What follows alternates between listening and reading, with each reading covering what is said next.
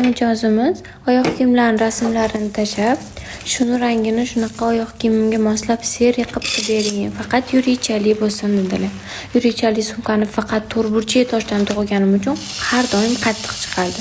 Dumaloq toshdan qanaqa chiqarkin deb mayli deb boshladim. Ikkilandim, mijozga yoqarmikin, ko'nglidagi bo'larmikin, yumshoq bo'lib qolsa, oyoq kiyimini rangiga tusharmikin deb mayli deb Allohga tavakkal qilib yasurdim. Yurichali sumkani shunaqa to'qiladi. Kam vaqt ketadi, lekin rosa ham qo'linglarni og'ritadi. Kamroq tosh ham ketadi. Agar siz shunaqa narsalar yasashga qiziqsangiz, men siz o'zimni mini kursimga taklif qilaman. Bu mini kurs kimlar uchun? Onlayn yasab bo'ladimi, o'rgana olaymanmi deb ikkilanayotganlar uchun narxi juda ham arzon. Kursga yozilmoqchi bo'lsangiz, profilim shapkasidagi silkaga murojaat qiling. To'g'ri, sumka biroz yumshoq chiqdi, lekin mijozimizga juda ham yoqdi. Videoga like bosing, menga obuna bo'lishingiz ham chiqmasin. Profilimda undan ham qiziqarli ma'lumotlarni olishingiz mumkin.